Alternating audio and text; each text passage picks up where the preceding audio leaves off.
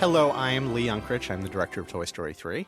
And I am Darla K. Anderson, the producer. And the K stands for? K-A-Y. I don't think I'm going to be able to remember that. Anyway, so we're here doing the commentary for Toy Story 3, which, oddly enough, at this moment, we are not quite finished making, but we are furiously trying to finish the film.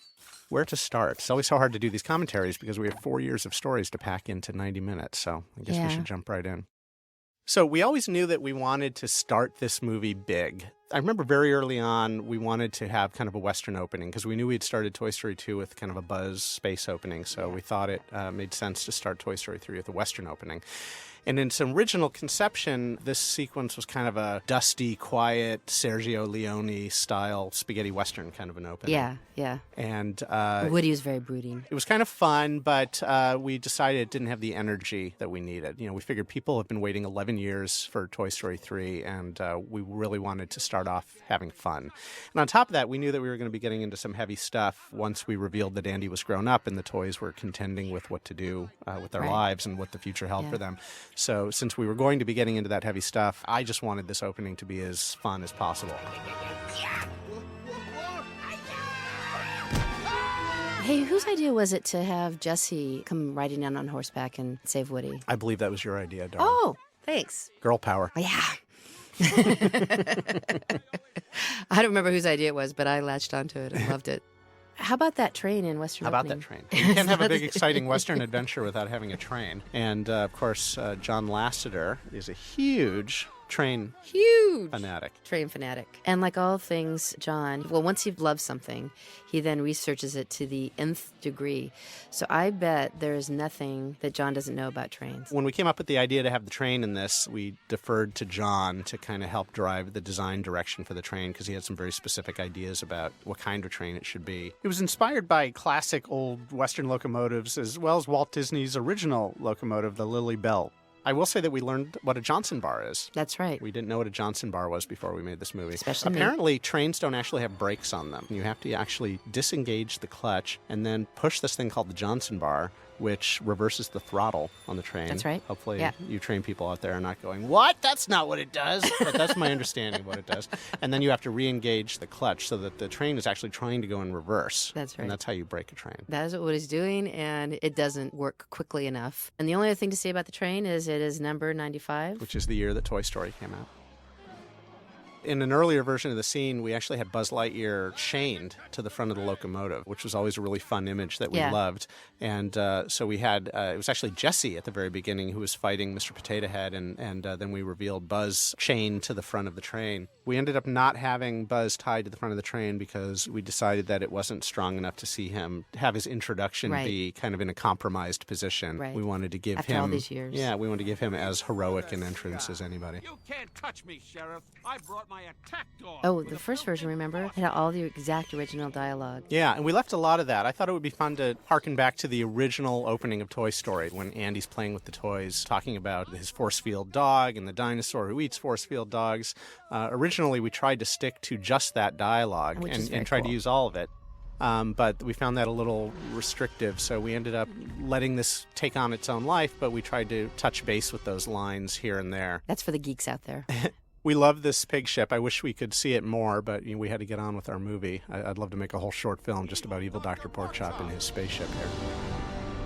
It's Mr. Evil Dr. Porkchop to you. Anyone who knows me knows that I love monkeys, and so, of course, we had to have Death by Monkeys here. And I believe when this bomb goes off, there are at least 1.4 million barrel of monkeys in that nuclear blast. Yeah, there's some kind of monkey equation. There's some monkey math going on here.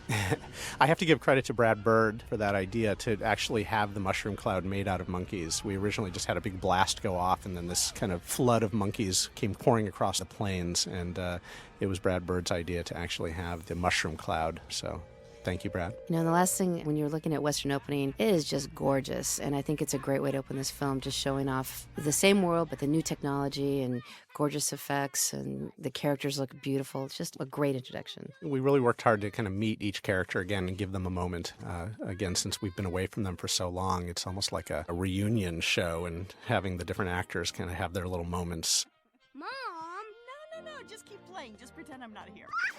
So this home video sequence here wasn't part of the film for a long time, but once we came up with it, we knew that it was right. We were a little freaked out at first because we weren't planning on building a model of young Andy. And we were already stretched so thin creating all the characters that are in this movie. It kind of freaked us out a bit, the idea of having to create another human especially. And one that would work in our world. Right. Well, we made a lot of technological and artistic advances in the 11 years since Toy Story 2. And one of the things that we were never really happy with in the early movies were the humans. We did the best job we could at the time, but there were just a lot of limitations in the technology. Now we can do humans pretty well, so the challenge on this movie was to make the humans look better, but not have them feel like they were from a completely different movie. I had this idea that if we shot everything on kind of cruddy VHS, that we wouldn't have to build the models and Andy up to the same level that we've had to do the other characters in the movie. We could kind of hide that by having the video be cruddy and get away with kind of a cheaper model. As it turns out, people here are really not capable of creating Doing anything halfway. So Andy actually looks really great, I think. And even though we only see him kind of at VHS quality. He looks fantastic. I can't find my other eye.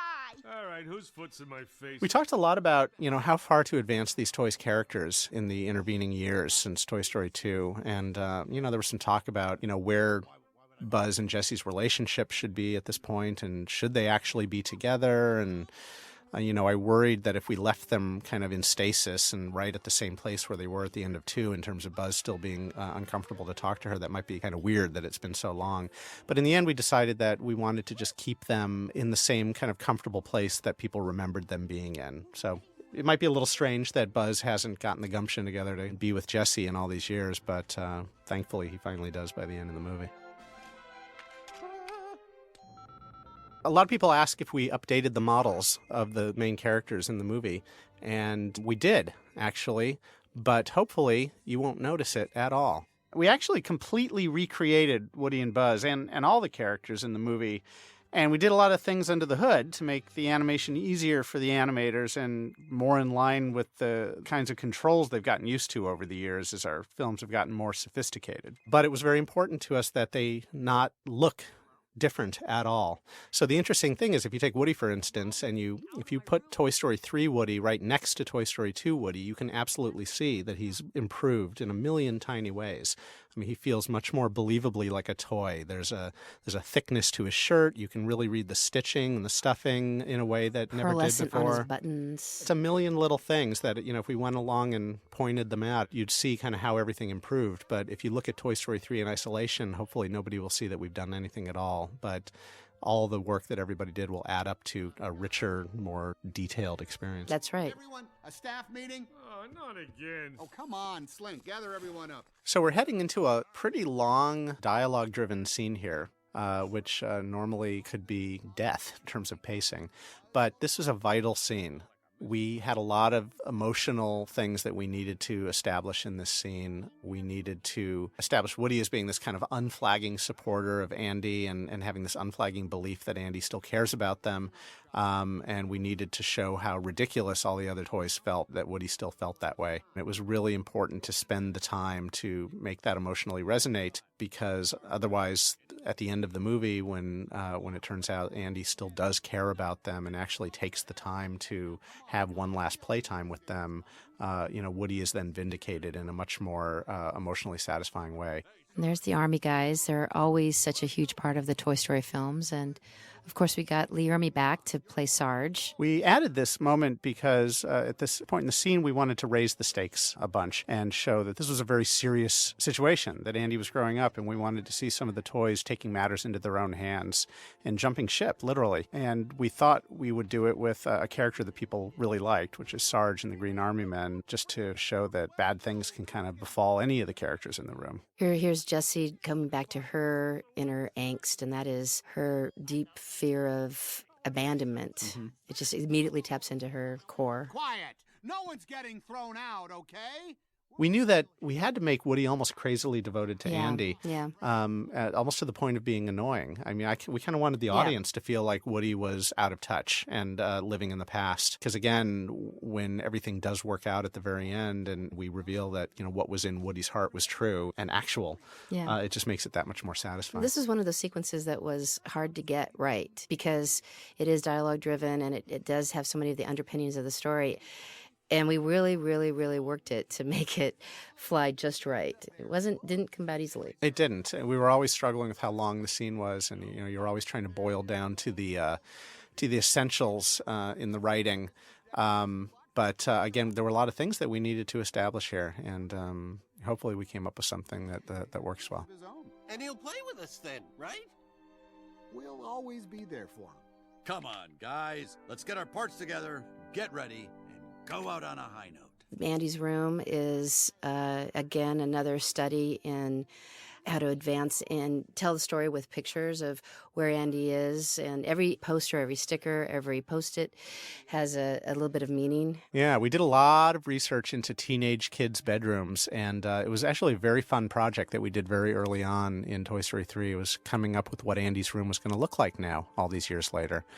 And we looked at a lot of teenage kids' bedrooms and the kind of posters they had up and the kinds of paraphernalia that they'd acquired. And it was important to me that we had the sense of kind of layers of things, like strata. It's like an archaeologist kind of working his way down through history. And Bob Pauly and his team did a great job coming up with all the posters and graphics and sports paraphernalia and everything in here.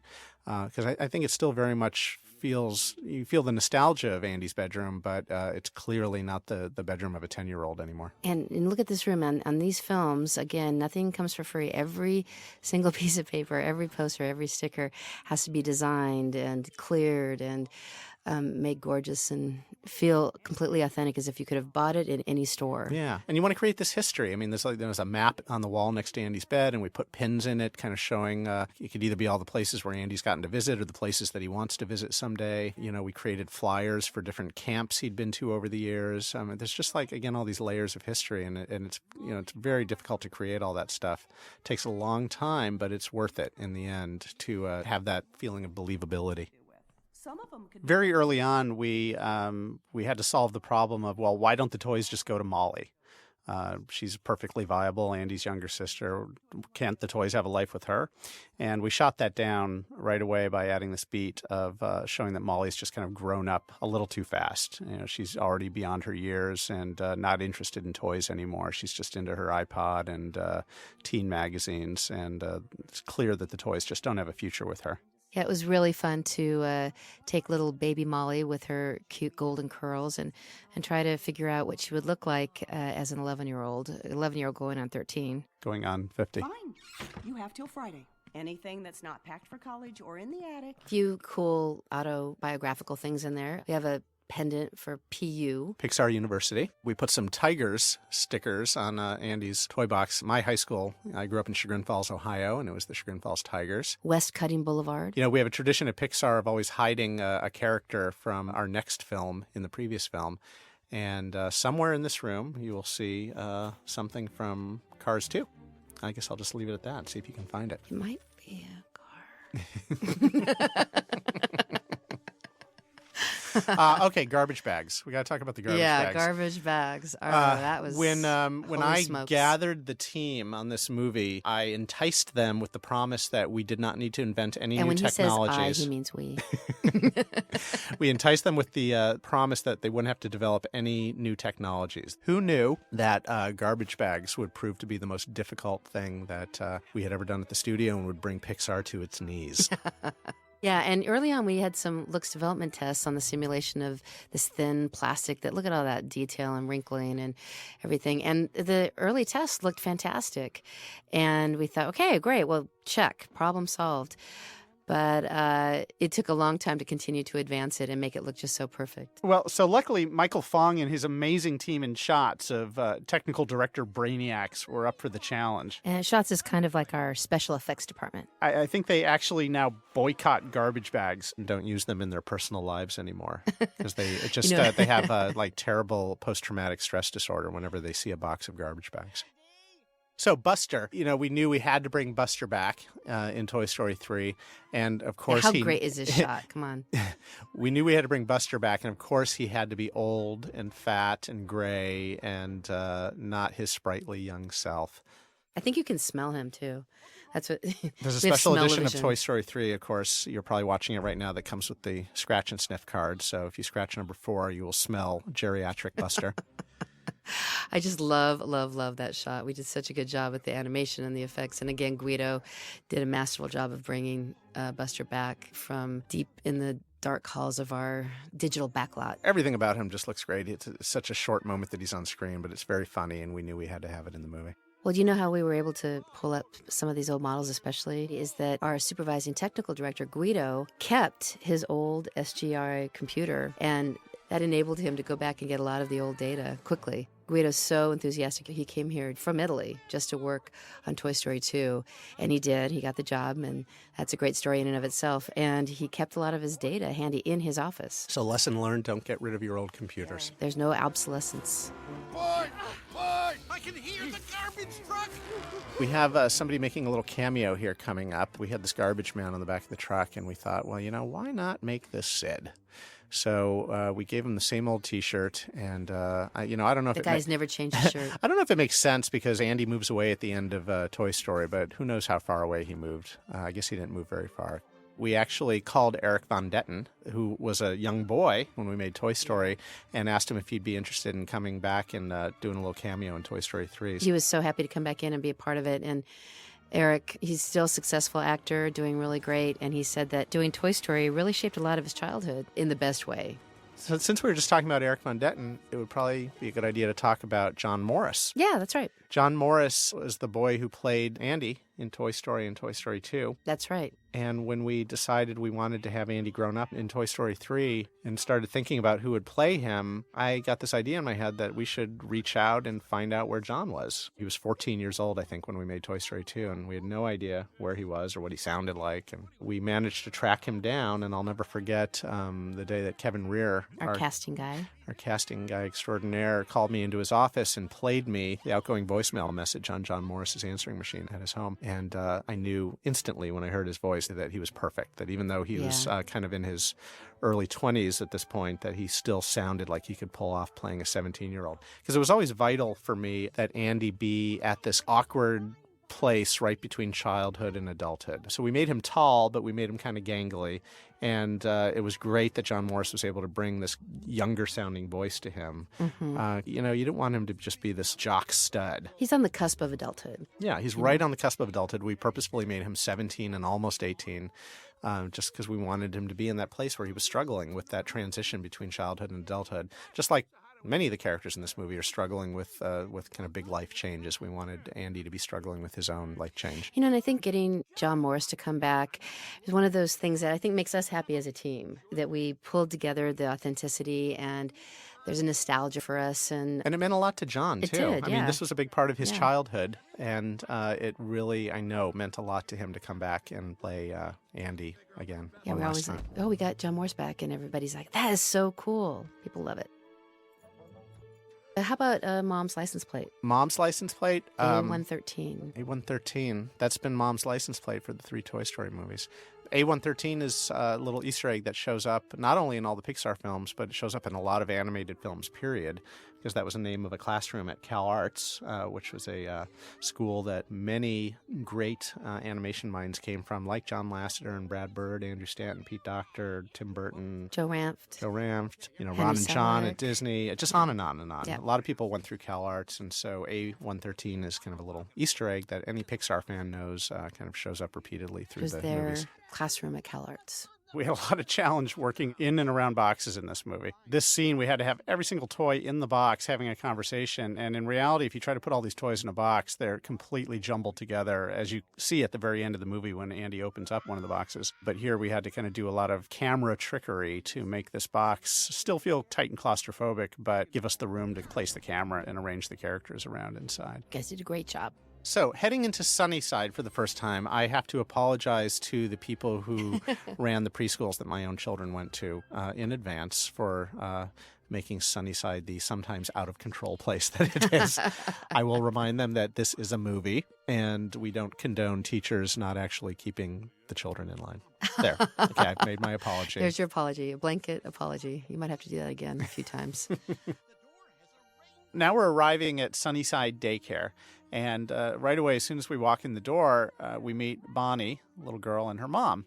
And the reason we had Bonnie's mom work at the daycare was for a very specific reason, which is that at the end of the movie, when Andy shows up at Bonnie's house to give her the toys, we didn't want Andy to be a complete stranger showing up at the house. We wanted to kind of establish this pre-existing friendship between the families. So we solved that problem by creating this implied family friendship and this situation where Andy and Molly had gone to Sunnyside Daycare when they were little, and Mom kind of knows Bonnie's mom.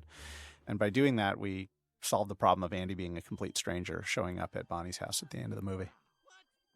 Here we are in the butterfly room. Take a look around this room. It's just beautifully set dressed, and the level of detail and all of the props and all of the artwork on the walls. And in computer animation, again, we get nothing for free. So we did a ton of research in a lot of daycares and made this just look as authentic as it could. And David Eisenman and his amazing team of set dressers and modelers just went crazy, pulling together every tiny detail to give this rich depth of experience to this room. Well, here's something cool about this sequence in particular, where we're meeting the daycare toys for the first time. The animators were completely freaked out at the idea of animating the scene, just because there were literally hundreds of characters, and we had this new character, Lotso, that had all this major acting to do, and there were just so many characters in each and every shot. They were overwhelmed at the idea of how to pull off this scene. So what they ended up doing, which was really smart, is we stopped all the animators from working on all the other scenes that they were working on in the movie.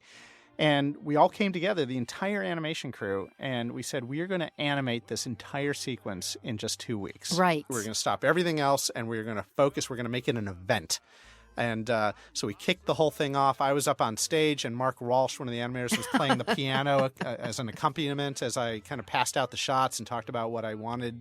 We made it a really fun event. It was like a marathon to get through this thing in 2 weeks. We shut down all tours through animation. We closed it down and bared down and got through this. It was like a gallstone. It was like a gallstone we had to pass to be able to go on and be in the right frame of mind to make the rest of the movie. And they did it. We pulled it off. We animated this entire sequence in 2 weeks. And if anyone ever finished a shot, they would then jump on board to somebody else's shot and help with the background characters. It was this huge team effort that really built camaraderie in the department and really kind of set the tone for the rest of the movie. And, everyone had a really fun time making this movie. That's one of the things I'm most proud of on this film, is that the crew really came together and just had a blast making this film, as hard as it was.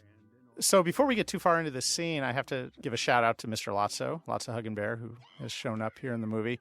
Lotso is, of course, one of the most major new characters in Toy Story 3, and was one of the most fun characters to come up with, not only his personality, but creating his model and everything. We're going to talk more about him later, but we love Lotso. So here comes Ken. Ken. That was one of the things we came up with at our 2-day offsite, is that we wanted Ken to be in this movie. And I went back through my notes and found that we actually brought up the idea of having Michael Keaton play Ken. We kicked around a couple of other ideas, but we kept coming back to Michael Keaton. John had worked with Michael Keaton on Cars. Michael played Chick Hicks and had a blast working with him, and we all thought he would be great as Ken. So we contacted Michael, and he was totally up for it and came in and just knocked it out of the park. Michael comes in. He's such a good improvisational actor. He has so much enthusiasm and brought a lot of his own ideas to the character, and that's so important for animation. All that big energy sure shows up on the screen. The other thing that makes Ken funny in my mind is his design. There have been a lot of different Kens over the years, but there was this one Ken from the kind of the late 80s called Animal Lovin' Ken. We recreated this exact Animal Lovin' Ken outfit from the late 80s. And it's the whole package. It's the molded hair, it's the shirt open all the way down to the belly button, it's the ascot, every little bit of it. It just made me laugh, and I suspected it would make everybody else laugh too. And Barbie too. Barbie's in her aerobics outfit. That's actually a real aerobics outfit that Barbie is in. And I just thought it would be funny to have Barbie have to suffer the indignity of being stuck in the same out-of-date outfit for years and years and years. I mean, Barbie and Ken are all about the clothes, right? So Ken's able to indulge in all these different outfits, but poor Barbie, until the epilogue at least, gets stuck having to wear this same workout wear. That's right. So we're about to meet Big Baby here. We have a lot of new characters in Toy Story 3, but I have to say, personally, Big Baby is my absolute favorite. When you visit daycare centers, you see lots of these baby dolls laying around. They have no clothes on. They just have their kind of cloth bodies. And most of them have pen marks all over them. And we just thought that it would be fun to take that idea and then make it almost like Big Baby had prison tats. And didn't one of your daughters do the drawings on? Yes, my daughter Alice, we dug out a bunch of little doodles she made when she was almost a baby herself. And that's what's texture mapped all over Big Baby. Which is very cool. Another challenge on the movie was that the animators have gotten really, really good at Pixar. They used to be really good, but now they're just kind of off the charts good. And there were going to be a lot of people working on this movie who hadn't worked on the first two Toy Stories, so it was very important that not only the characters look the same as they did in the first two movies, but their animation, their acting, their movement needed to feel very much the same. So a lot of the animators had to kind of unlearn a lot of things that they've learned over the years here and kind of strip down to bare essential controls. And Bobby Podesta, one of my supervising animators, along with Mike Venturini, Bobby, very early on in the production, sat down with a lot of the people that were around in the days of the early Toy Story films and interviewed them to talk to them about how we came up with Woody's movement, you know, because for any new character that you invent, you have to think about, well, how they move. It's not something that just magically happens. We have to make decisions about how floppy Woody's going to be or how stiff Buzz is going to be, and we had to nail all that stuff in Toy Story 3 because if the characters didn't move quite right, it would almost feel like they were imposters. And it's interesting because Woody's movement has evolved, and there's been a couple of different takes on the floppiness of him, and some amazing animators we had over the years who did some signature shots. So it was analyzing a lot of that data and background, and Bobby got all those guys and got them all on camera, and it was a little bit of the Church of Toy Story around here, and people analyzing how we wanted to get the best of the best from the last two movies and make sure it was infused into this film. This scene we're heading into here is another kind of emotional linchpin of the movie. We knew we had to have this kind of messy breakup and have Woody leave the toys behind. Actually, in earlier versions of this story, Woody didn't leave the other toys behind. He showed up at Sunnyside with everyone and was part of the rough play, was kind of abused by the toddlers, and then later left Sunnyside.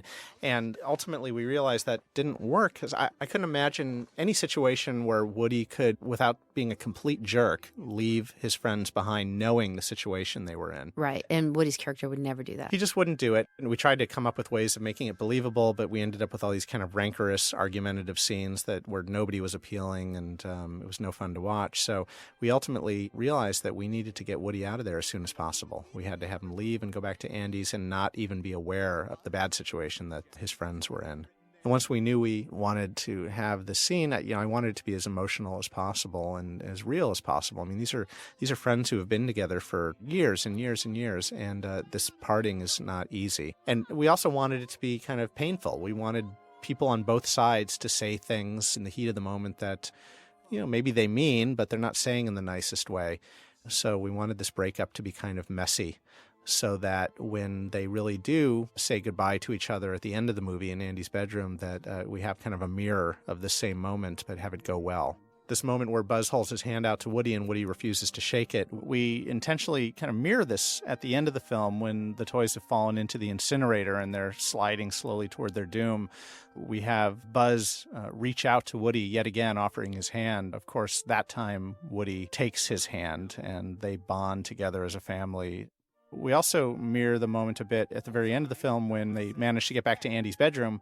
We have Woody run over to say goodbye to Buzz, and this time Woody extends his hand to Buzz, and Buzz takes it. And we have this positive, healthy goodbye to contrast the messy, dysfunctional goodbye that we had at the end of this scene. Yeah, with movies, that's all about setting it up and paying it off consistently to create this poetry and symmetry of storytelling. And hopefully you never are, because we want it to be completely invisible and satisfying in ways that you aren't conscious of, dear viewer.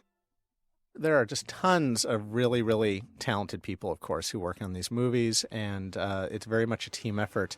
But every once in a while, a single vision, a single voice kind of shines out. And in the case of this sequence of Woody escaping from Sunnyside, I have to give much of the credit to our brilliant story guy, Adrian Molina.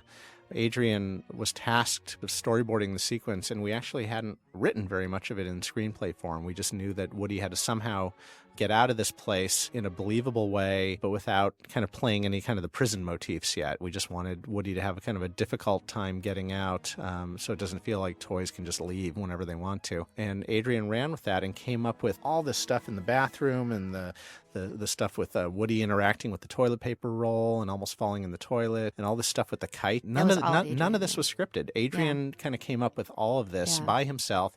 And the version that he storyboarded is, by and large, what we ended up with in the movie. We changed it very little. One of the great things about Adrian is he has such a charming drawing style. I don't know, there's something about it that makes me laugh for no particular reason. So sometimes when I'm watching his storyboarded sequences, I'm wondering how much of it has to do with that incredibly charming way he storyboards and draws the characters, and how much of it has to do with the story through line.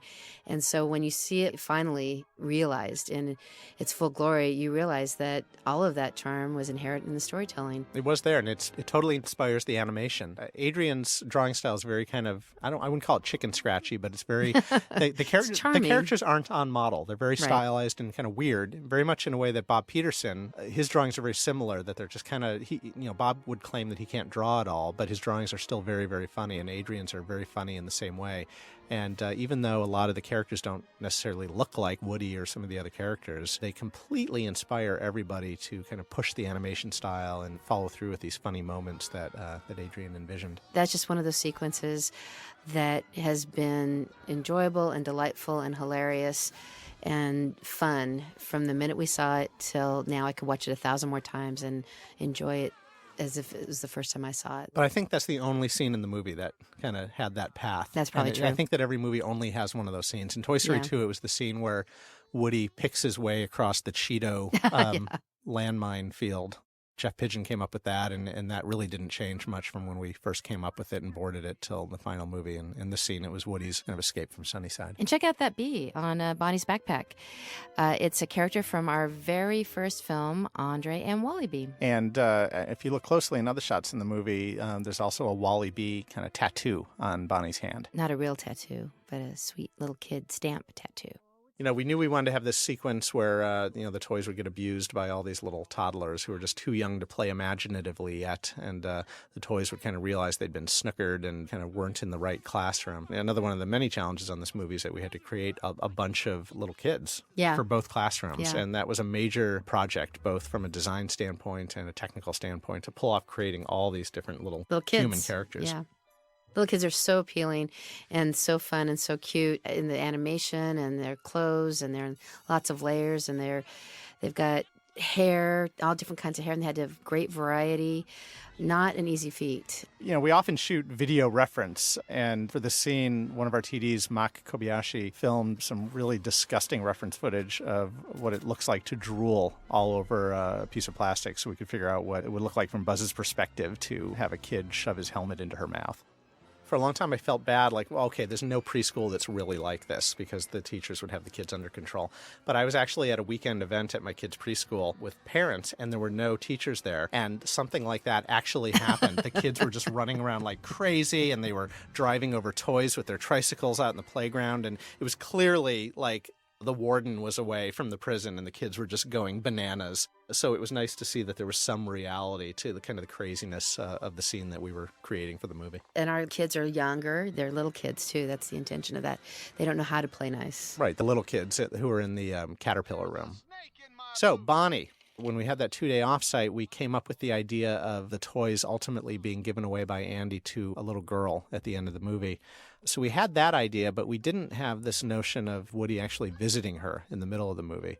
So that kind of sprang out of our own internal story development process with Jason Katz, my head of story, and Michael Arndt, the screenwriter. And the whole story Even team. though we came up with a lot of the bones of the idea in that 2-day offsite, the devil is in the details, and we had a lot of things to work out. But it was very important to me that we find a way to do this scene in a way that it just felt like a bump in the road on Woody's journey. That's right. I did not want to telegraph in any way that this was the place that Woody was going to end up at the end of the movie. That's right. We wanted no tells in here. And I think we pulled that off really successfully. And we also, in the developing of Bonnie, the character, she had to be really, really a special little kid. We wanted to show how imaginative she was in her play and how fun she was too. And, we just wanted this free, unbridled play. And I wanted it to feel different than Andy. Andy has great imaginative play times, but we wanted to make Bonnie's play time distinct somehow. And we did that by having her actually insert herself into the play. It's not just about her puppeteering the toys, but she's actually kind of a character in her own play times. And that's how we made that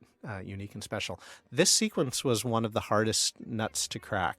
One of our top story artists who actually created a lot of Andy's playtime in Toy Story 2, Matt Lunn. We tasked him originally with coming up with Bonnie's playtime, and he did a brilliant job coming up with just acres and acres of ideas for what Bonnie's playtime could be. And we actually boarded lots and lots of different versions of the sequence, and it was overly complicated, and we had Woody during the playtime trying to figure out where he was and trying to see snippets of addresses and trying to figure it out, and it just was this behemoth and not entertaining. And ultimately, the deal breaker was that her play was kind of so wild and crazy and exuberant that we realized there was not enough contrast from the scene we called Rough Play, where the toys were getting abused by the toddlers. Yeah, when we had our screenings, we have screenings every few months, and a lot of people, when we showed, they thought it was an extension of the Rough Play. Yeah, they thought we were trying to show that Woody was in a bad situation, too. And right. Of course, that's the last thing we wanted anyone to take away from it. There was some fun things in there I did love. We finally had one of our young story artists, Eric Benson, take a crack at kind of standing on the shoulders of the work Matt had done, and he came up with a lot of what kind of ended up in the movie. My tail! Where's my tail? We cut back to the caterpillar room, and of course, it's like the end of a battle. I always describe this to my team as I wanted it to feel like the very end of the day, sunset after a Civil War battle, with the blood red sun going down, and all the soldiers kind of littering the battlefield, groaning and tending to themselves. And yeah, right. And Scarlett O'Hara making a dress out of the curtains.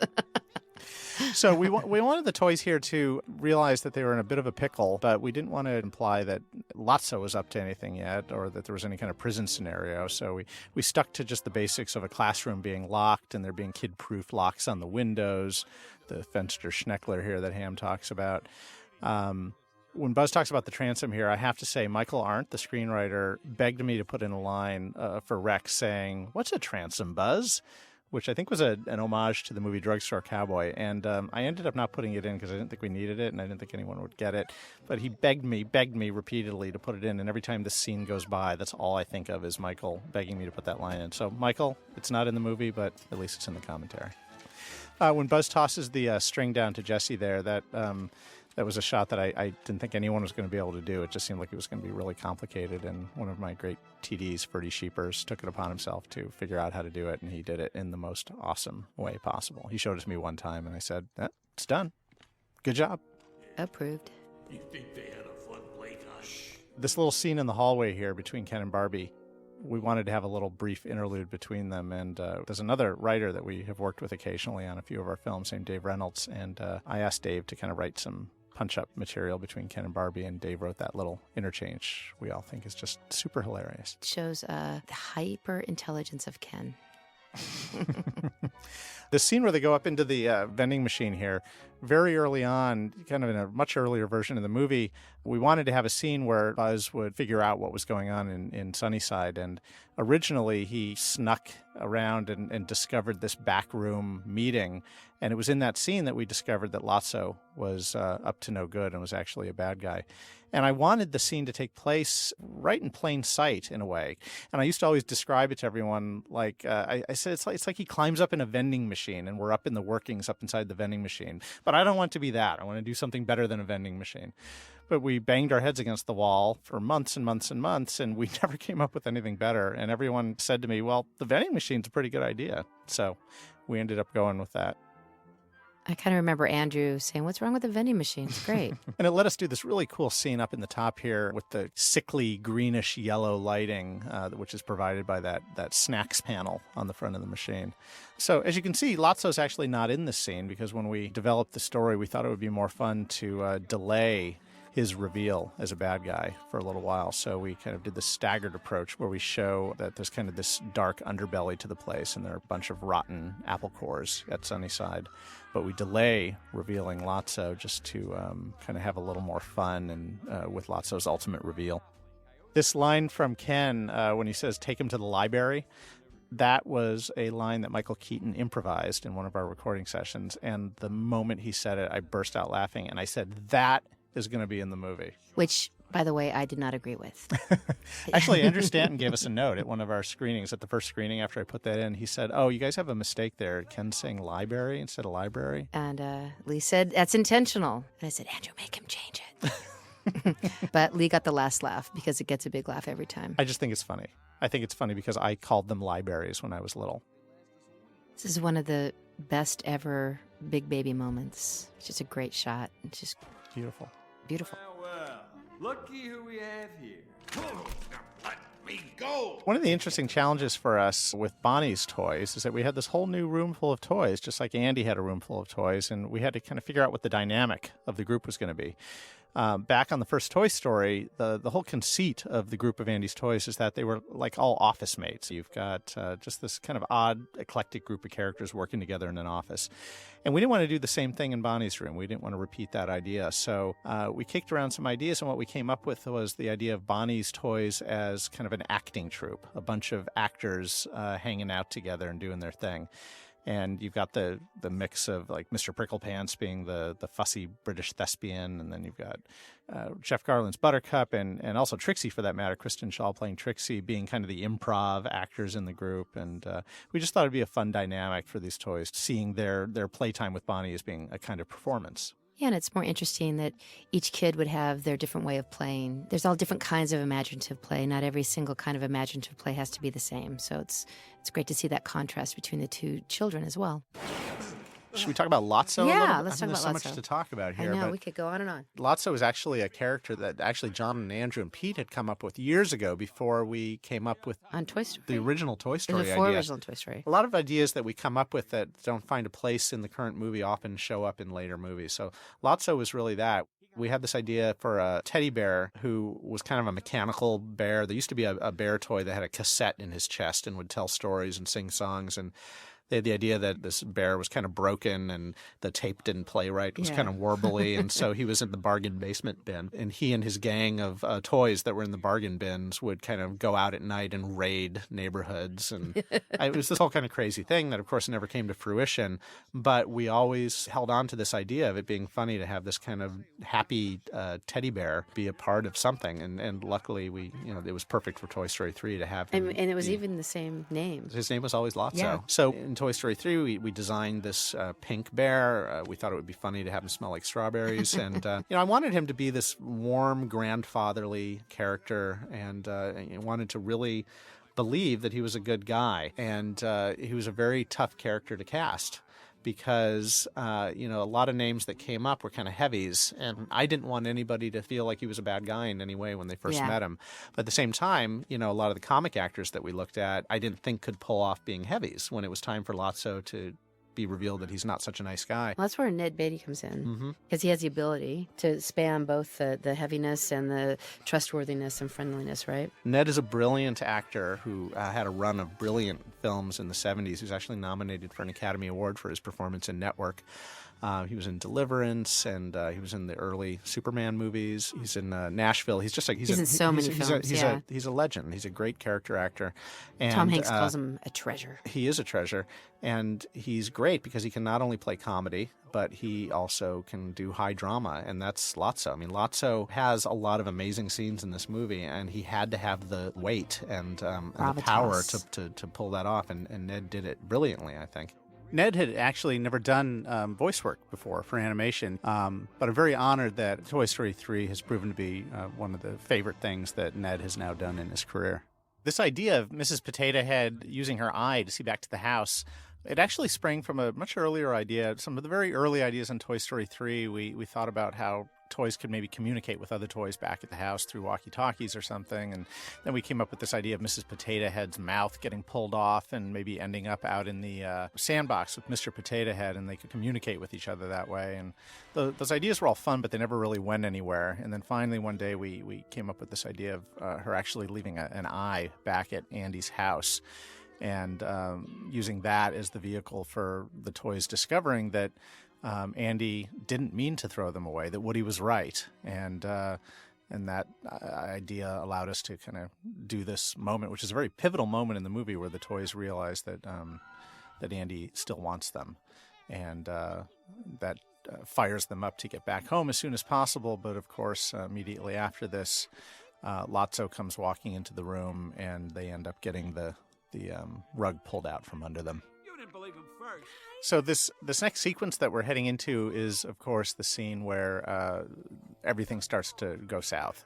And we start the transformation of Sunnyside Daycare into basically Sunnyside Prison. And we did that through a lot of different ways. One, in Bob Pauly and his team's amazing production design, we tried to put a lot of things in the room, like the bins of toys that could serve double duty as kind of a cell block. But then Dice Tsutsumi, my amazing art director, he did some beautiful color scripts that for this sequence started to drain the scene of color and go much more monochromatic, much more dire and gray. And then Kim White, my director of photography, lighting, and her team then ran with those color scripts and did an amazing job starting to make this the whole feeling of Sunnyside become just much more grim and hopeless. A lot of these darks are hard to do in computer animation, and it looks fantastic in this scene. Buzz switched into demo mode.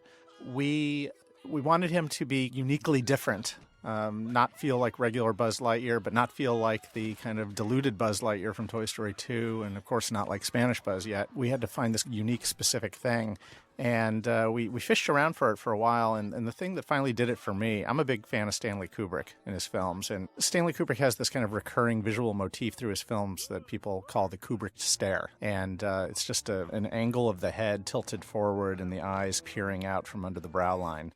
And it's a very iconic thing that shows up in nearly all of Kubrick's films, and that's what I ended up pushing the animators towards with this kind of demo Buzz here, because it very quickly communicates a darkness inside. And that's what we wanted for this dark prison Buzz. Very cool. And I love that even in his new diluted state, he's still attracted to Jessie. Yeah, he can't help himself. She's irresistible to him. Temptress. So now we're back here with Barbie walking into the room, and this was some of the earliest animation that we did on Ken. Angus MacLean, one of my great animators, he really spearheaded Ken's animation. The danger with Ken, because he's such a human-looking character, is that he just walk around like a human being, and we didn't want that. We wanted him to feel very much like a toy. And Angus really stripped his movement down to the bare essentials. I mean, his limbs really just kind of pivot at the shoulders and at the hips, and his head turns at the neck. And beyond that, he really doesn't articulate a whole bunch. I wanted to have full articulation in his face. I didn't want to limit that in any way, because I think it would have just looked like unfinished animation. But otherwise, all of Ken's physical movement is really, really restricted and very, very simple. And that totally begets lots of laughs, because he's just so funny when he moves around. From the first time you meet Ken and he steps off the elevator, a huge laugh, not just from his appearance, but also from the great animation. The other fun thing with the sequence is we were able to really sink down into the depths of Lotso's dark side. And some brilliant animation done in here by a number of animators. Sean Chaco did some great work in here. Several people. A lot of people got to animate Lotso in this movie because he's in so many scenes. And I think everybody had a great time animating him. He was a really fun character. And of course, the animators were totally inspired by Ned Beatty's awesome performance.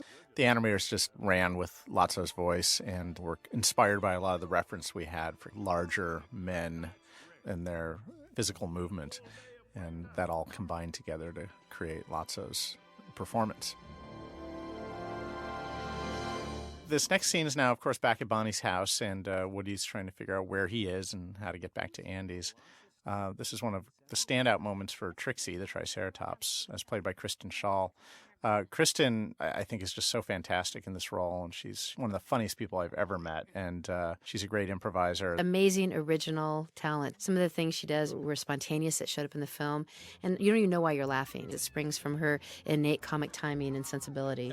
And then we have Bonnie Hunt playing Dolly. Bonnie's another one of our lucky charms who's been in a lot of our films, and we love her to death. One of our Pixar players. We decided really early on to put Totoro in the film as a nod to the friendship between Pixar and Studio Ghibli and the friendship between John Lasseter and Hayao Miyazaki. They love us, we love them, and we thought it would be fun to have a Totoro toy in the movie.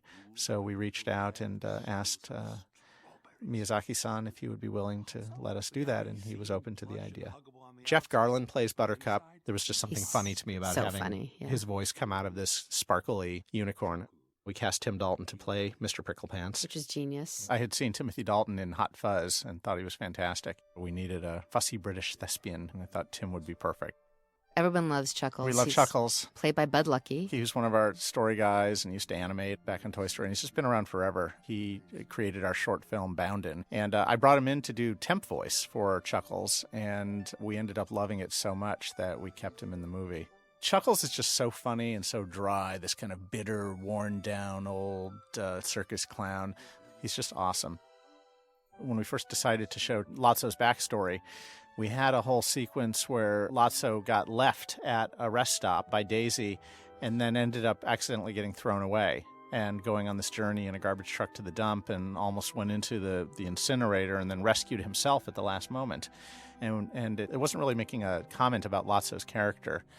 So we ended up instead coming up with this idea that Lotso would brave impossible odds to get back to Daisy's house only to discover that he had been replaced. And, Woody could have been in that same situation. He could have gotten lost and come back and found a new Woody. And, we like to think that Lotso and Woody are very alike in a lot of ways. But at this moment, Lotso makes a bad choice. He lies to Big Baby and Chuckles and claims that Daisy replaced all of them. And he goes down the wrong path, and it's a dark path. And we had him do that specifically because at the end of the film, when Lotso decides not to help the guys and not push the button and stop the conveyor belt, there were a lot of people in early screenings who didn't like that. They thought that Lotso should redeem himself and should save them. And he was too sympathetic. A lot of people really felt sorry for him. Well, they felt sorry for him because, poor guy, he got replaced. But we addressed that note by having him tell more of a blatant lie at that moment and rip Big Baby's pendant off of him and act in a very selfish way. Coming up, we see the Pizza Planet truck, which appears in every Pixar film since Toy Story, right? Yes, we try to put the Pizza Planet truck in every movie, and I always knew that this was going to be the moment. That was going to be the truck that the Big Baby and Lotso and Chuckles were sitting on the bumper of. Randy Newman wrote a lot of beautiful music for this movie, as he has for all the movies he scored for us, but the sad ballad that he wrote for Lotso and Lotso's backstory is one of my favorite pieces of music he did for the film. It's just got this great kind of bittersweet, melancholy, dark. It almost sounds like an old Eastern European circus to me, in a way. It's one of my favorite pieces of music he's ever written, and it completely evokes the mood we want to evoke right here. My son Max, who's 5 years old right now, wrote Daisy's name on the little locket here. So it's a little kind of time capsule. Your kids have a lot of contributions in the film in a great way. They do. Max also wrote Bonnie's name on the back of her backpack, and my daughters Hannah and Alice drew all of the drawings that are up on the wall in Bonnie's bedroom that you see kind of throughout the film, and especially in the end credits.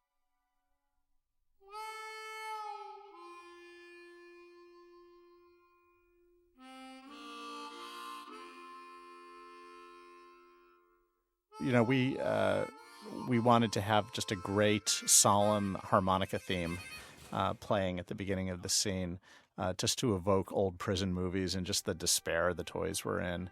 And in our orchestra that plays all the music for the movie, there's this guy named Tommy Morgan, he's the ultimate harmonica player in the industry. Basically, if you want harmonica music in your movie, you go to Tommy Morgan. And he's in his 80s, I think, Yes. and he shows up with multiple suitcases filled with harmonicas. He has like a harmonica for every occasion. It's crazy. And we told him what we needed here. We needed kind of a solemn, lonely harmonica playing out into the empty prison block. And Tommy just nailed it. We did a few takes and boom. One of my favorite moments in this film, just that harmonica playing, and then we find out that it's Ham playing it. It's just hilarious.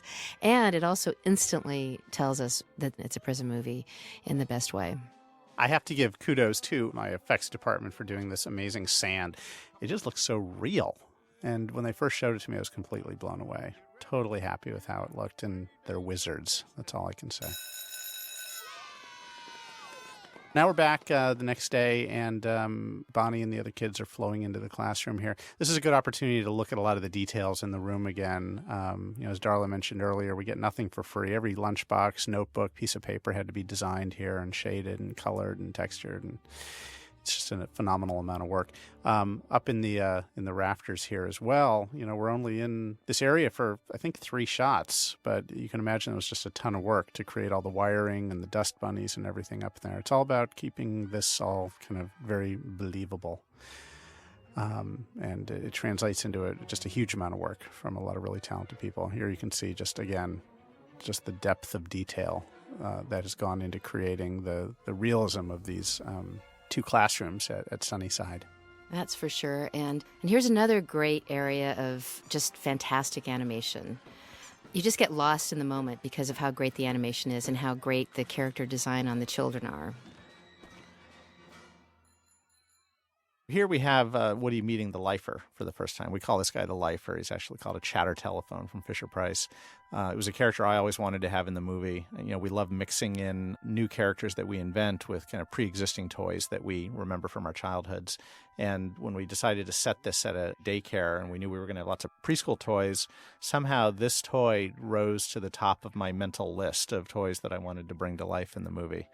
And luckily, Fisher-Price was totally game to have us create a character for him. We always wanted to have a toy be kind of a grizzled old veteran, like someone who'd been in prison a long time. He originally was a character that Michael Arndt wrote that Woody met back at Bonnie's house. It was it was a combat Carl. It was the same kind of toy like the one we made up for Sid to blow up in Toy Story. I forgot about that. We had That's this right. old legless combat Carl who gave this speech to Woody about kind of how bad it was back at Sunnyside, and that's how we learned how bad the place was. That was kind of before we had the whole Lotso backstory flashback. So when we decided not to do that, we needed Woody to kind of learn the lay of the land. And so we created this chatter telephone and gave him this great kind of tough voice. He's voiced by Teddy Newton, who's one of our story guys and artists here at the studio, who also directed Day and Night, which is the short film that precedes Toy Story 3 in the theaters. Your real problem's the monkey. So the monkey, he actually was a very difficult character to model because we wanted him to feel very much like the real toy. And the biggest challenge is that his body is made out of cloth that's covered with fur. And at the studio, we had done fur before, like hair on Sully. And we had done cloth before. We were getting pretty good at cloth, but we had never tried growing fur on cloth and kind of doing the double simulation of that. I always loved this sequence. I always thought of it as like being drop-kicked into another movie. I wanted the audience to suddenly feel like they were in a completely different movie, just a high intrigue, high stakes kind of a thing. And Randy Newman just did some awesome music during this scene to just totally take us completely out of the Toy Story world and suddenly send us into this world of prison break and intrigue. And it's just a great example of how versatile Randy Newman is. I wish I could always give a shout out to every single brilliant animator that I've had on this movie, but this moment in particular, hopefully you can get a sense just watching this how completely complex this animation is of the toys gathering in around Woody and hoisting him up in the air. It was done by Brett Coder and Matt Strangio, and it just looks awesome. I love the lighting in the scene. Kim White and her team just did a beautiful job here with this awesome indirect light that bangs in through the curtains and bounces off the carpet up into the characters' faces. You compare Toy Story 3 to the first Toy Story, and it's just clear that both technologically and artistically, we've come such a long way in the last 16 years. I remember at the time when we were making Toy Story, it looked amazing. It was like nothing that anyone had ever seen before. But I think we had no idea where it was all heading and how, just the subtlety of the artistry that we were going to be able to employ. And I think it's so cool that so many of the people that were on Toy Story or Toy Story 2 are on Toy Story 3, so they could evolve the technology themselves or right wrongs they perceived from before or just to make it look even better, but still with all that same DNA and design language. This is the sequence we call Prison Break. And it's a long sequence, but it needs to be. I mean, so it's a prison break. It used to be quite a bit longer than this, because we always saw this as being kind of the central part of the movie. Right from the moment of its conception, we thought of Toy Story 3 as being like a prison film, and there was going to be this big prison break in it. And it's interesting that as the story developed, we realized, well, we don't really need to spend a whole lot of time with the prison break because we have a lot of other story to tell in the 90-odd minutes of the film. So we actually couldn't spend a lot of time with it, but I still want it to be as cool as possible. Mission accomplished. Well, it was very intricate. We had to figure out kind of everyone had to have a job and a task, and there were people fooling other people, and we wanted to evoke as many prison motifs as possible. And still make it really entertaining. Still make it really, really entertaining and not have it go on forever. So it was a big challenge, and this is kind of a poster child for the kind of sequence that you want to just work over and over and over again in storyboards and shape it and fine-tune it and get it just right so that when you finally begin animating it, you know that everything is needed and needs to be in the film. Some great comic animation here from animator Dan Nguyen. Dan did a lot of the great, really emotional stuff later in the film, like Mom walking into Andy's empty room, and we ended up giving him a lot of serious stuff. He wanted to do some funny stuff, so we gave him this little interchange between Ken and Barbie. You get to see Ken here in yet another outfit in his robe and pajamas. These, I think, I don't think it's literally a real outfit, though the pajamas maybe. I think we kind of made the robe our own a bit. And the robe has got that great terry cloth look. Darn it, Barbie. Parenthetically, I love the line, "Darn it, Barbie." That's your favorite line in the movie, I think. Kinda, it is, yeah. This idea of Mr. Potato Head using his parts in a tortilla, that was an idea that we came up with near the very beginning of the film. I think Andrew Stanton actually came up with the tortilla specifically. When we had our original 2-day offsite, we had a 2-day offsite at the beginning of this film where John Lasseter and Pete Docter and Darla and me and Bob Peterson and Jeff Pigeon, a bunch of folks. We all got together and dreamed up the skeleton of this movie. And one of the ideas we kicked around then was that Mr. Potato Head could actually stick his parts in something other than his potato. But when Andrew Stanton went off and wrote the initial treatment that kicked off our story process, he came up with this idea that they would slip a tortilla under the door and Mr. Potato Head would put his parts in it. It turned out to be one of the biggest challenges on the movie. It was a really, really hard thing to animate, but pretty much all the tortilla head animation was done by just 3 animators, Aaron Hartline, Guillermo Jacinto, and Jean-Claude Tran. And animating Mr. Tortilla Head, I think, put gray hairs on all 3 of their heads, but they just knocked it out of the park, and it's super, super funny. And here we are in Ken's closet. And this is a scene... Which is a place I know I've always wanted to be. We just knew we had to go... Well, one, we had to go into the house. I wish we saw more of the house in the movie, but this will have to do. Ken's closet and all his outfits. So we knew very early on that we wanted Ken to have a different outfit in every single scene in the film. We just thought that was going to be funny, like he somehow picked out the perfect outfit for every occasion. And so that kind of begat this sequence in the closet. And I think this is Michael Arndt, the screenwriter, came up with a lot of this idea of setting a lot of this in the closet. And it's very, very funny.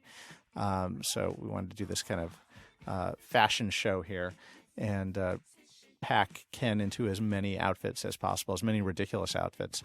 We actually did a lot of research into Ken outfits, and most of the outfits that you see in his closet and that he wears are actual outfits. Which is that were made for Ken dolls. Unbelievably wonderful. I actually did 2 voices in Toy Story 3. One was the Jack in the Box that yells, "New toys!" And the other's the monkey here, when he's tied up with the tape and he's struggling, going, it's actually me. Was it method acting? No, I always secretly wanted to be a monkey, and my dream came true.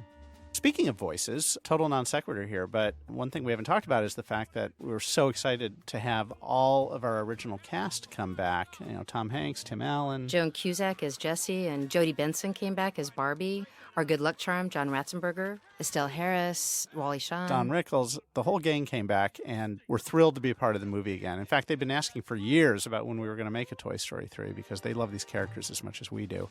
And when we were finally able to make the phone calls and tell everyone in the cast that Toy Story 3 was happening, they were all just thrilled right from the very beginning to be a part of this again. Definitely. There's a lot of positive energy in the air.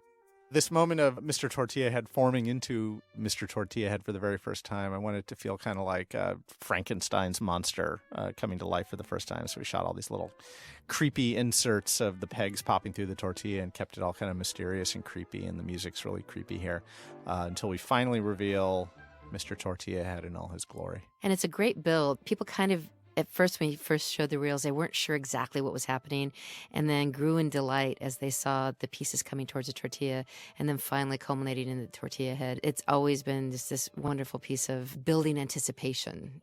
You know what else I really like in Ken's closet are the stickers for the bookshelves and the lava lamp sticker, and which is true to a Barbie's house. It's just keeping it real. When we had longer scenes, we used to have Ken offer Barbie something to eat from his sticker refrigerator and warm his hands in front of the sticker. It's just that you could make a whole short just about Ken. Just to give you a little glimpse into kind of the craziness of how detail-oriented we are, this rubber band string that Slinky pulls back to shoot the key across the hall, I can't even tell you how many meetings we had about that rubber band string and how to do it and what it should look like and how to hook the rubber bands together. And again, it's on screen for seconds. You just barely see it. But with their meetings, there are photographs of me kind of talking to the TDs about how to make the rubber band string. It's just on and on and on. It was just this huge project for just moments on screen. It's just like, John Lasseter always says at Pixar, we like to sand the underside of the drawers. We pay attention to the tiny details that maybe nobody will ever notice, but we know they're there. Which I think actually ends up being important. I think that wends its way into the entertainment of the films.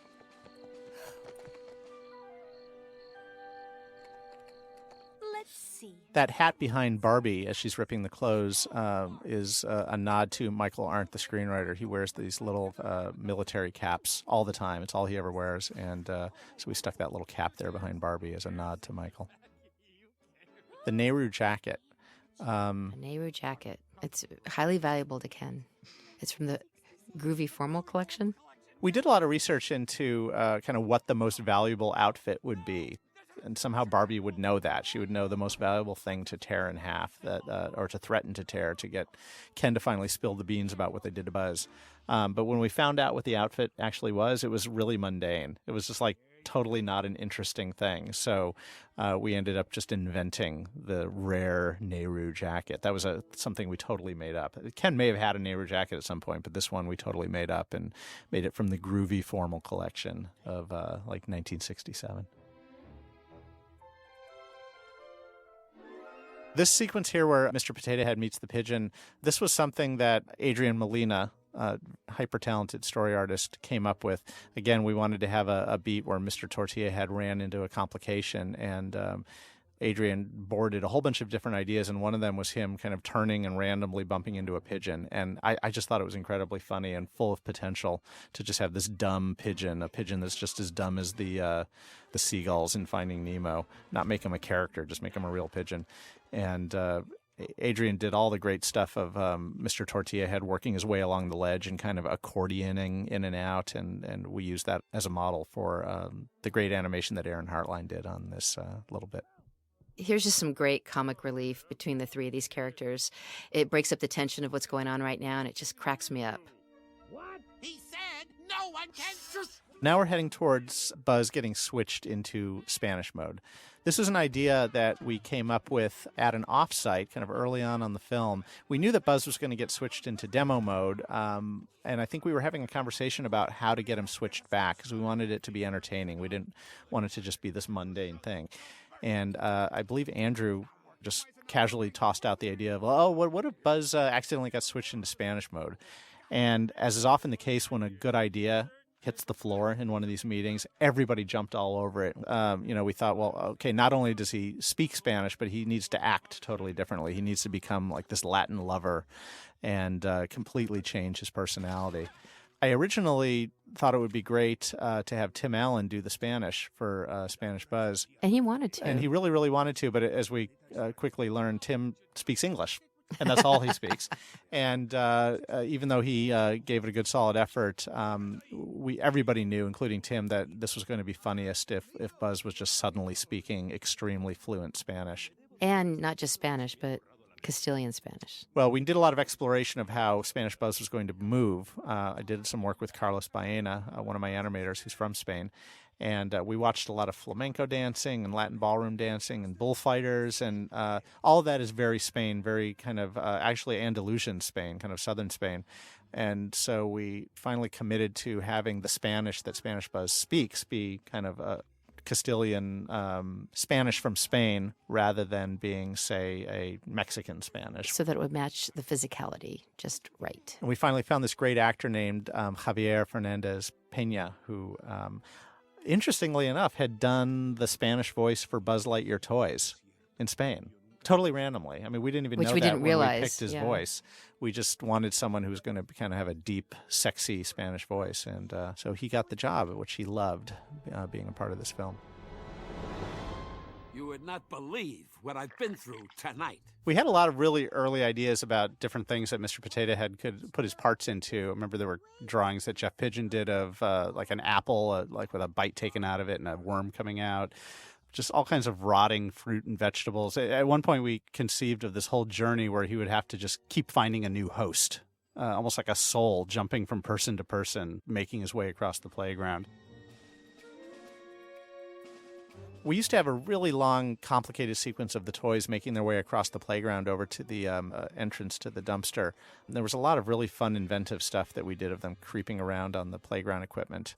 But it was just one of those things where we just needed to keep everything moving. We needed to keep the movie. They used almost everything in the playground in a really fun way, but yes. But it just had to go because it was just slowing everything down. And it's always a shame to cut stuff that's clever and inventive, but you have to do what's right for the greater good of the movie. Okay, this is one of my favorite moments in the film. Well, I love Big Baby, and this is a pretty creepy moment here. And we shot it intentionally creepy. You know, we want it to be the scary moment.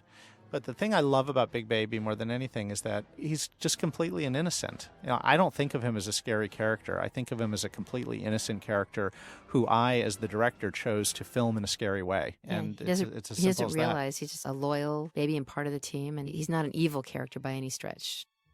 This beat back in the bushes where Spanish Buzz does his kind of courting dance around Jessie, that came because early on when we were trying to find the physicality for Spanish Buzz, I had Carlos Baena just do a bit of test animation. Just to explore. Just to explore the Yeah. physicality, and we just happened to have Jessie in it, and we had Buzz kind of, trying to enchant her in his Spanish way. And it was really, really funny. It was a big hit. Everybody loved it, and it laid the groundwork for all the Spanish Buzz animation to come. But we realized at a certain point that animation was really funny, but none of it was in the movie. Like, there was no beat like that in the movie. And it was John Lasseter who, in one of our meetings one day, said, you know, you guys should really try to find a place to use that somehow, because it's just too good not to have in the movie. And as is often the case, John was right. John was totally right. The key was finding the place to put it, because I didn't want it to feel shoehorned in. And then I finally decided that if we were going to do it anywhere, it was going to be in this beat between getting across the playground and getting over to the opening to the dumpster. And I'm so glad it's in the movie, because it just gets huge laughs all the time, just like our animation test did. Although, to his credit, Carlos took what he did, which was already great in the animation test, and he made it like 50 times better. The beginning of this scene here where they get down to the dumpster, just to show you a little kind of simple movie trickery, we filmed this in a very specific way to show the dumpster so that we're not showing all the other escape routes that the toys have, because in reality they could have just kind of climbed down or gone any number of ways. But by limiting what I show to the audience as a director, you don't think about those alternate escape routes. It just seems like they have one choice, which is to get over this open dumpster and get to the other side of it. When we originally wrote this sequence, we had all of the daycare toys from Sunnyside surrounding the dumpster. It was like Lotso had kind of gathered everybody, all the prisoners, to kind of witness this and use it as a teaching tool, like a lesson, like don't try to break out of here. This is what's going to happen to you. And we ended up paring it down, one, because it was just going to be really complicated from an animation standpoint to have all the toys out there. But we also just wanted to keep it very simple, too. And so it's very clear about who's good and who's bad in this place. And ultimately, it's really just Lotso that's bad. I mean, he's got these guys around him, these thugs like, Stretch and Chunk. But I think that they're just opportunists. They just have aligned themselves with this guy because it's put them in kind of a little position of some power. But we do show that they get redeemed in the end credits of the movie and that they kind of play fairly along with everybody else. Why don't you come on back? Join our family again. This isn't a family, it's a prison. This line that Barbie spouts, this line where she is suddenly hyper intelligent, that was a line that Michael Arndt wrote, and I don't think we changed it one bit from how we originally wrote it. It was just so fun to have Barbie, who is of course seen as the stereotypical vapid, airheaded woman. She's got a lot more going on in her noggin than people might expect, and this was the moment to kind of show that Barbie not only is tough and physical, which we saw during the prison escape, but she's got a big brain in her head. She's smart. The lighting on this scene has that yellow, garish look. When Dice created his color script, you always have to think for every given scene, what are the colors that you're using in the scene? How is it lit, and how is that enhancing the storytelling? And in this case, we wanted to really accentuate kind of the sickly underbelly, the illness at Sunnyside. And Lotso is at the core of that. So we chose to light this whole scene using this kind of sickly yellow sodium vapor lamp that's out in the alley behind Sunnyside. In case you guys don't know what a color script is, they are these little paintings that give us a map of the emotional beats of the film. And kind of how color can be used throughout the film to support those emotional beats. Then we give Big Baby this one last moment here. The comeuppance moment. Big Baby only has one line in this whole movie. His vocalizations are all made up from lots of different real babies, but he has one line, which is where he says, and that for that one line, we auditioned a whole bunch of babies. We had all these babies come in and say mama, and they played all the mamas for me. I didn't know who any of the babies were or what their names were, but I ended up picking this one performance because it sounded the most kind of heartbroken and pathetic to me. And it was only after I picked it and I said, well, what's the name of the baby? And they said, this baby's name is Woody. And it's pretty freaky deaky. Very odd coincidence. Coincidence, I think not. This is Big Baby's moment. Lotso is so unkind here, and it's so hard for us to see Big Baby getting hurt in any way. I love how we go from being scared of Big Baby like 5 minutes earlier when his head spins around on the swing set to now we're completely empathizing with him in such a relatively short amount of time. This shot here where Lotso grabs Woody's leg and he falls over and then he gets yanked in, I was totally inspired by Sam Raimi's great film Evil Dead. There's a shot where somebody gets pulled into a cellar door, and I've just always remembered it, and I couldn't imagine filming this any other way, just having the camera kind of flying over as Woody gets yanked down into the cellar door, ostensibly. I did not know that. I don't think I ever told anybody. Learned that as well. This trash here falling in, this is the beginning of kind of dealing with lots of trash in the movie. It was one of the hardest things we did on Toy Story 3. The amazing shots team led by Michael Fong and David Ryu and Jenny Choi managed it. They had a Herculean task on their hands to create all this garbage and have it look and behave in a realistic way. And so the animators didn't have to animate it at all. This is all just kind of, I won't say automated, but it's not animated by...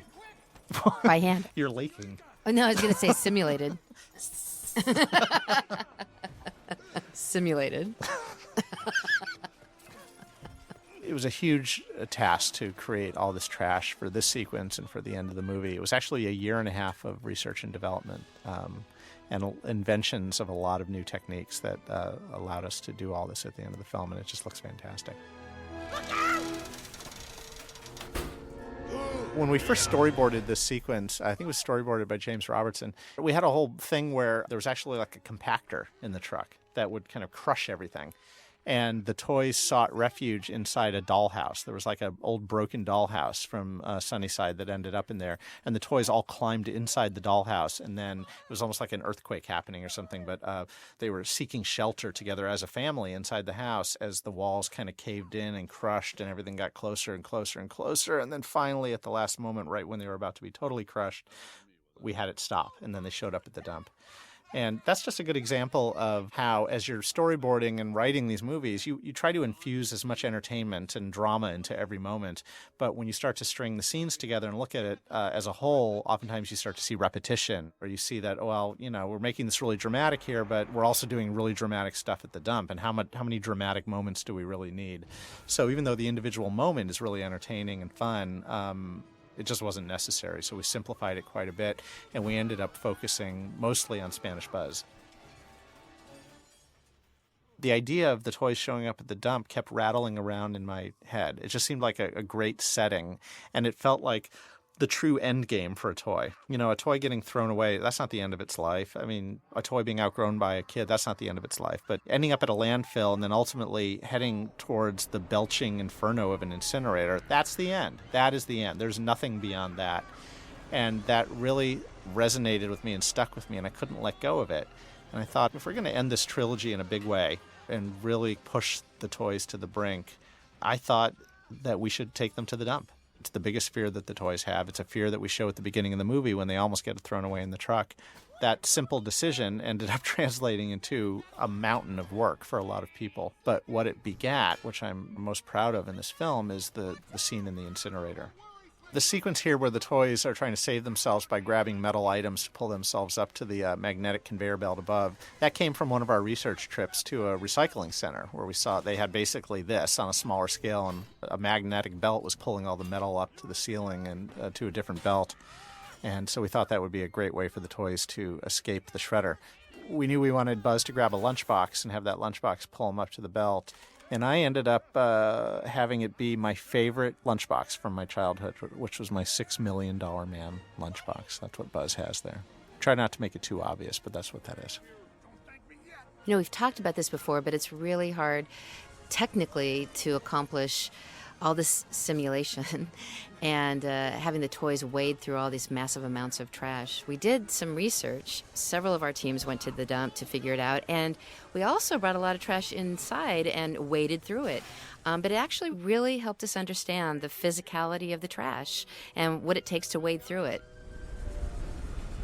Guys?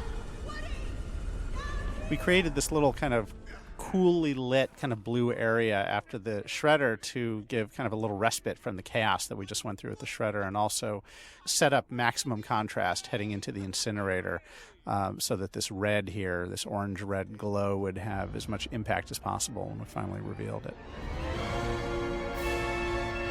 This last scene in the incinerator here, you know, if we've done our job well as storytellers, I think that I think people are fully expecting that Lasso's going to push this button. At least I hope that's what we want people to believe. We want people to believe that, against all odds, Lasso manages to get up to that button, and he's going to save these guys as thanks for saving him. He's doing the right thing. I think it works because we want him to. Yeah, we really wanted to. We're rooting for it. And, of course, when he gets up to the top, he doesn't push the button. And I hope that the audience feels at that moment, oh my God, what can possibly happen now? How are they possibly going to get out of this situation? Yet a second later, they go tumbling back into the incinerator. I mean, we wanted this to just seem completely impossible. We designed this whole area here at the end, the vortex of trash, to be inescapable. The toys turn around and they try to scramble out. They try to climb up the trash, but it's very quickly clear that that's not an option for them. I mean, I wanted there to be no options. Right, because our characters wouldn't give up. Our characters wouldn't give up if there were options. No, but if you remove all those options and there's no choice, what happens in that moment? And we saw this as just being this wonderful, I mean, it's really heavy, but it's this wonderful moment of these toys kind of really coming together as a family and knowing that against all odds, that's what's most important. They have each other, and they're gonna face their end with a quiet dignity. I always thought of this as almost like a plane going down, and what do? You don't want the characters just running around screaming. I think what would actually happen is, if you're with your loved ones, you'd take their hands and kind of face the end together, and so that's what we do here. Buzz offers Woody his hand, and Woody, of course, doesn't refuse it as he did early in the film. He takes it, and they all hold hands and close their eyes, and they're facing this impending doom. It's amazing how emotional this moment is. It was, again, in storyboards as well. Well, it's emotional because you care about these characters. After 3 movies now, you really care about them, and you don't want anything bad to happen to them.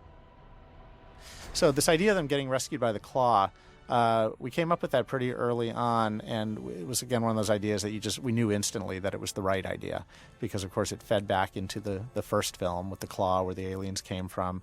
It allowed the aliens to kind of repay their debt to Mr. Potato Head from Toy Story 2, where he saved their lives. So I think in their minds, all they're doing is repaying their debt to Mr. Potato Head. They're not doing anything particularly heroic in saving everybody. They're just paying Mr. Potato Head back.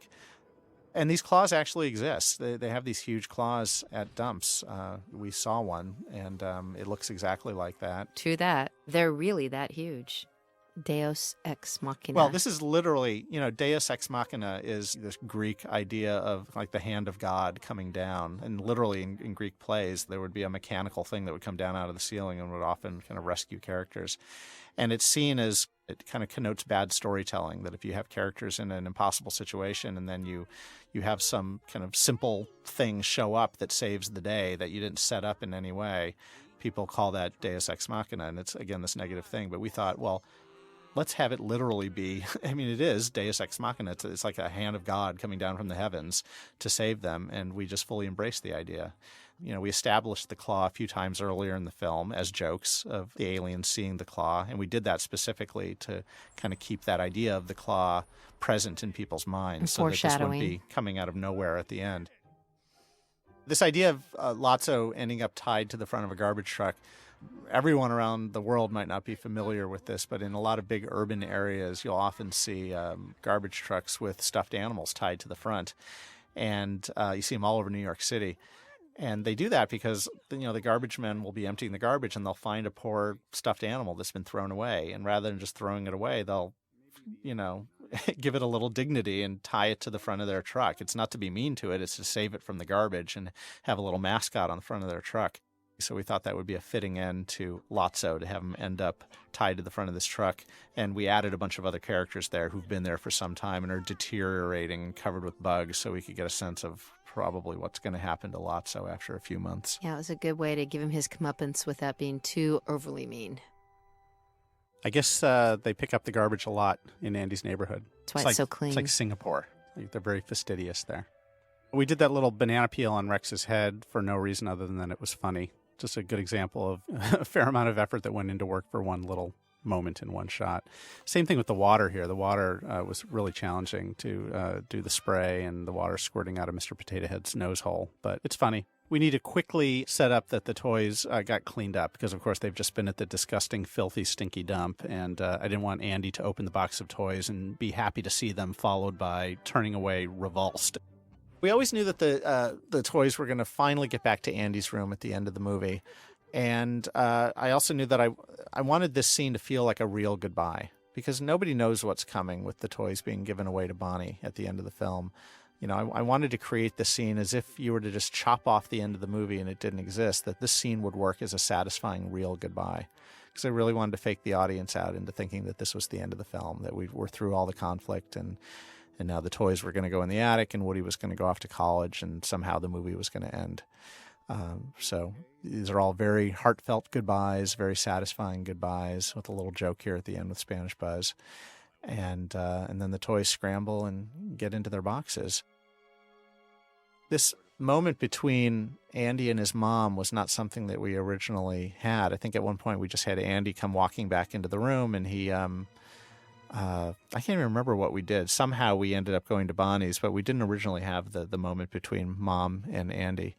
And when we hit upon that, the idea of Mom walking into this empty room and kind of it hitting her really for the first time that her little boy, her baby, was going to be leaving and going off to college, we just knew immediately that it was just full of emotional potential. I can't remember what we had before this, because this has always been such a strong, powerful scene.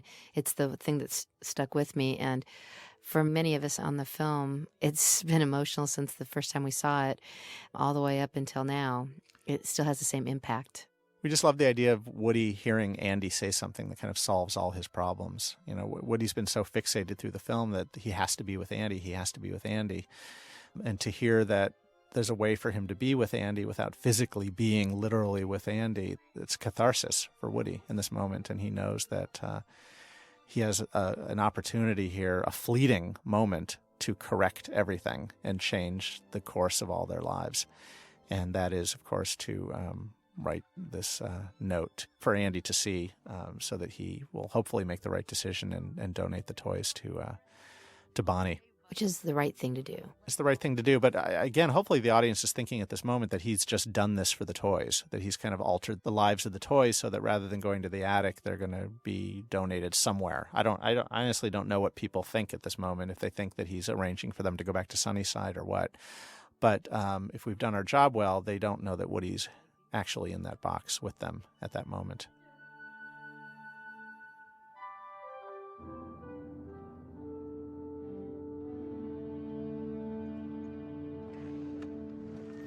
Andy pulls up in front of the house here, and we reveal finally that it's Bonnie's house, that this is what Woody has done.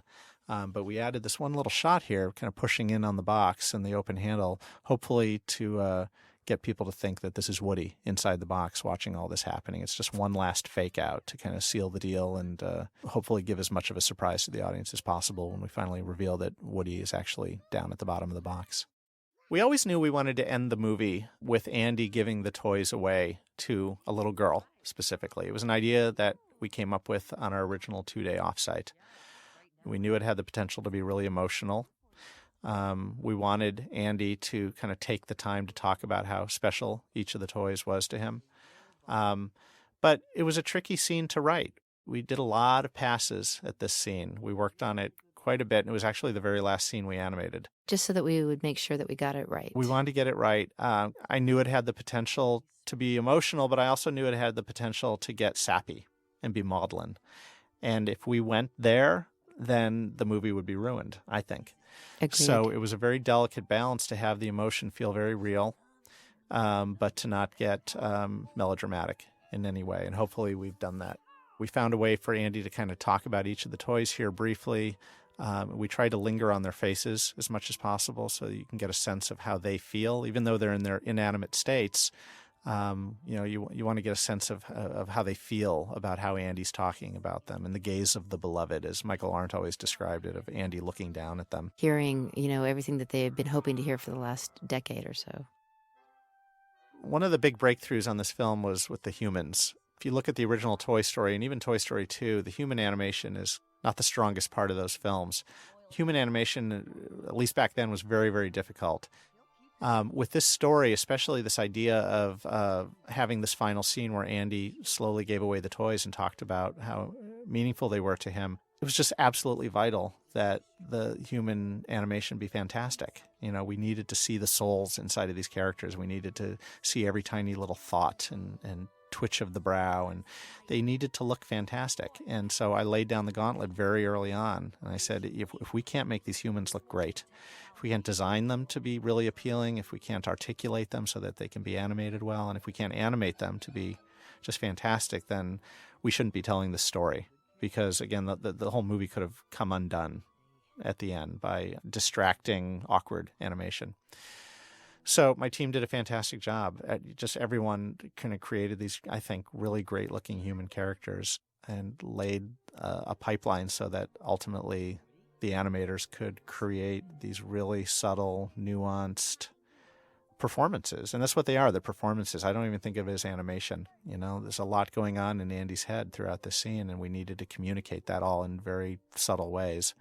And I'm really, really happy with how it came out. Those last moments between Bonnie and Andy, it's exquisite animation. I don't think I've seen any better. As you mentioned, the subtlety on the faces, the looks, the nuance of emotion that fleets across their faces. The word is exquisite, and we're very, very proud of that. There was a lot of debate early on about how to end the movie. And I always felt very, very strongly that I wanted to see one last playtime with Andy, because it seems like the most ridiculous thing, of course, that Andy would ever play with these toys again. Yet at the same time, we made it clear that that's all they want more than anything in the world, is to be played with by Andy one last time. That's what they were made to do. And I just felt we had to give that to them. And again, Andy's in this safe place. He's in this environment where none of his friends are around, and he can just be a kid again and just see this sheer unbridled play, but also see how great Bonnie's play is, and that she's really the perfect new owner for the toys. they're in safe hands, they're in loving hands, they're in imaginative hands. And so we did this playtime, and we allowed the music to just play up over the top of everything, and the action almost gets lost in the swell of the music. I was very inspired by the end of Parenthood, which is another movie that Randy Newman actually scored. There's a whole sequence at the end of the film where we see the whole extended family together in the waiting room at a hospital, kind of welcoming a new baby into the world. And it's this kind of wordless moment. People are talking, but you don't really hear what they're saying, and the music just kind of carries the scene. And I've always found it extremely effective, and that was kind of my touchstone for that playtime at the end of the sequence. The set design of Bonnie's house, it seems like a silly thing to mention, but from the inside of her bedroom to the outside of the house is just idyllic place. And it was important to all of us that we know that our toys were going to a warm, inviting, safe, fun, happy place. David Eisenman and his team did just a beautiful job creating this house and all the greenery and the plants. And as Darla mentioned, we wanted it to be as lush and inviting and wonderful as possible, and they created just that. This last shot here on the porch where Woody says, "So long, partner," to Andy, it was animated by Rich Quaid, who's one of our senior animators.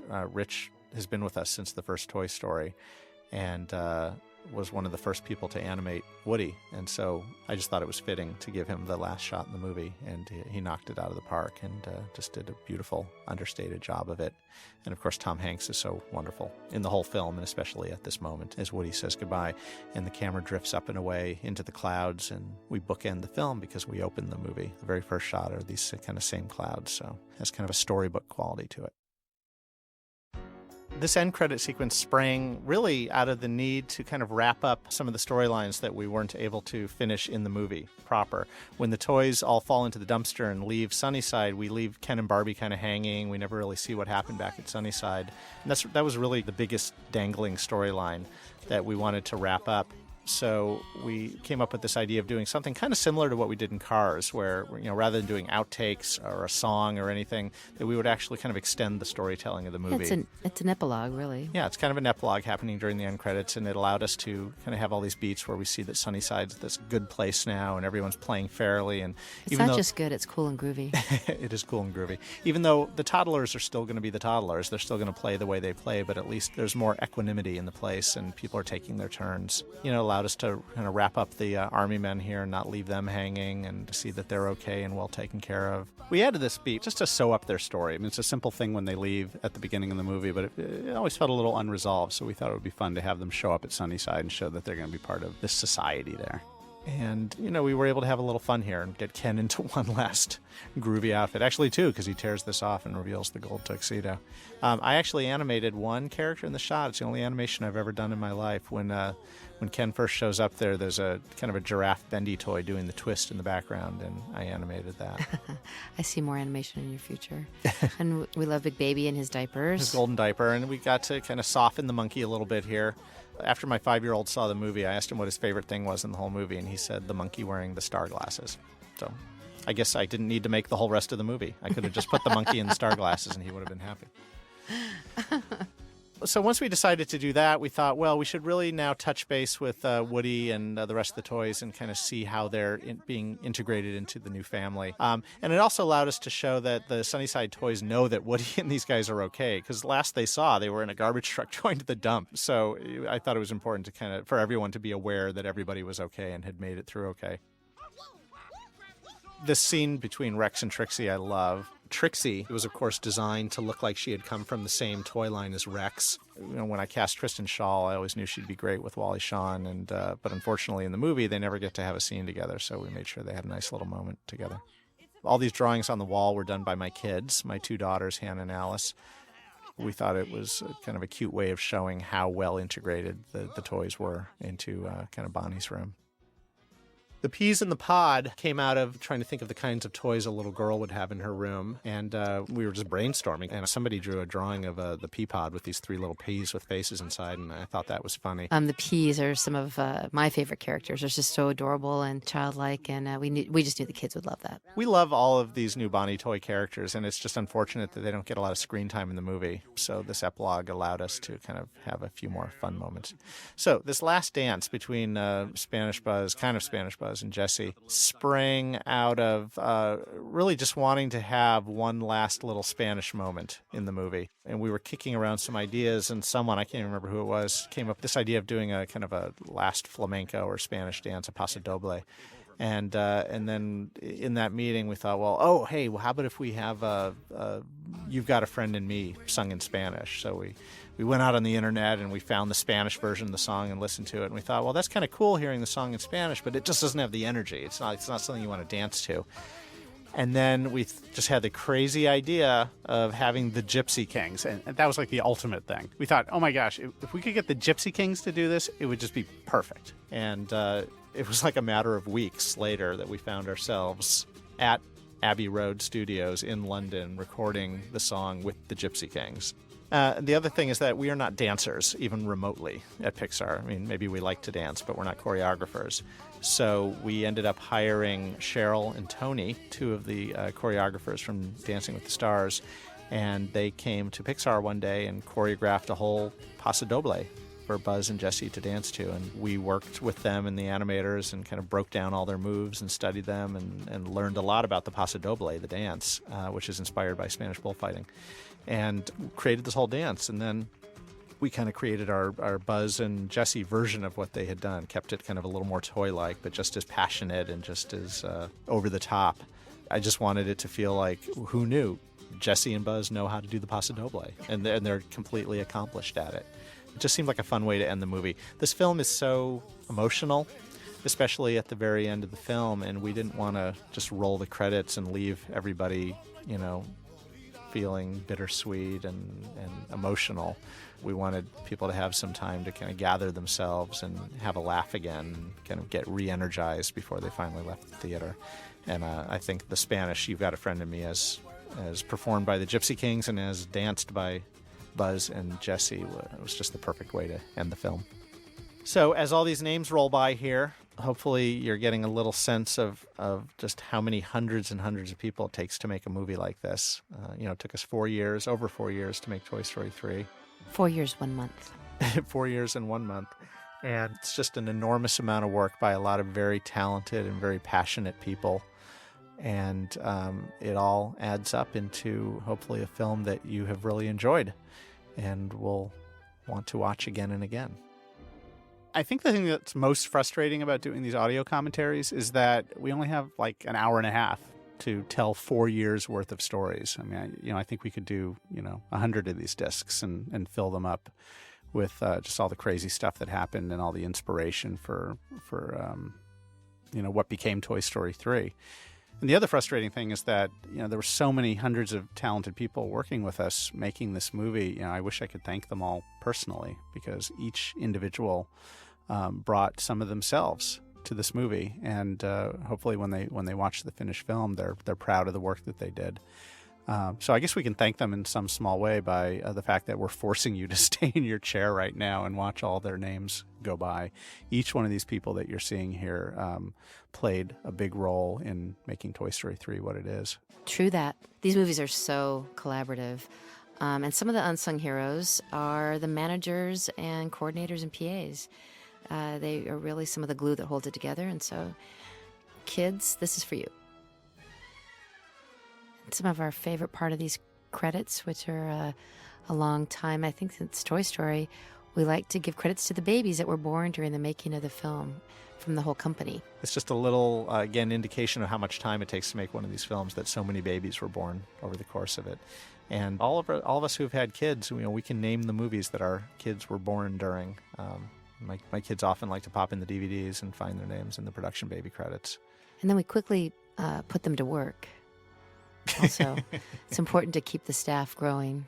Anyway, signing off, this is Lee Unkrich, the director of the film. And Darla Anderson, the producer of the film. And we hope you enjoyed Toy Story 3 as much as we enjoyed making it. The end.